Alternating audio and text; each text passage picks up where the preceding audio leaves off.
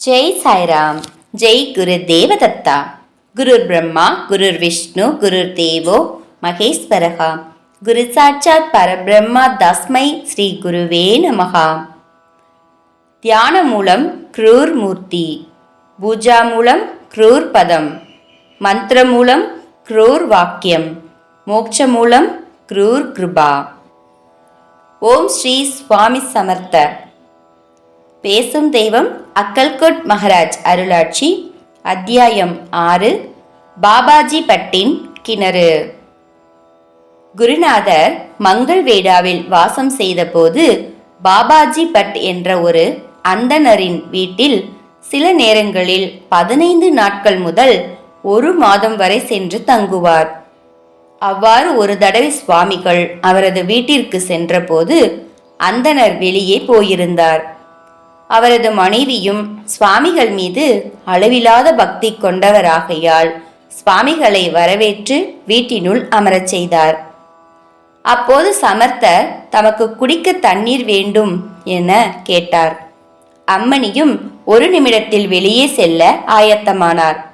அதை பார்த்த குருநாதர், வீட்டிலேயே கிணறு இருக்கையில் ஏன் வெளியே செல்கிறாய் என்று வினவ, அம்மணியோ, நமது வீட்டிலுள்ள கிணற்றில் நீர் வற்றி நெடுநாள் ஆகிறது, ஆகவே வெளியிலிருந்து எடுத்து வந்து பயன்படுத்துவதாக பதிலளித்தார்.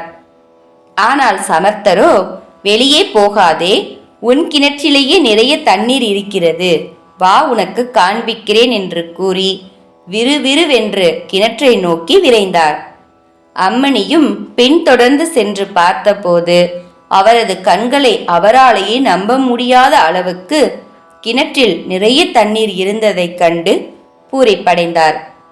பின்பு சுவாமிகளின் ஆணைப்படி நீரை இறைத்து சமர்த்தருக்கு அர்ப்பணம் செய்தார்.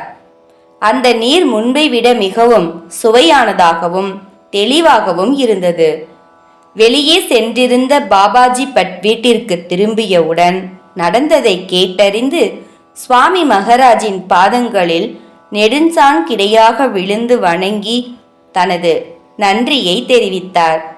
இந்த விவரங்களை பாபாஜி பட் பின்னாளில் பண்டரிபுரம் சென்றிருந்த போது அனைவரிடமும் கூறி மகிழ்ந்தார். குரு கடாட்சம் பரிபூர்ணம். ஜெய் சாய்ராம். ஜெய் குரு தேவதத்தா. அனந்த கோடி பிரம்மாண்ட நாயக ராஜாதிராஜ யோகிராஜ பரபிரம்ம ஸ்ரீ சுவாமி சமர்த்த மகாராஜ் கி ஜெய்.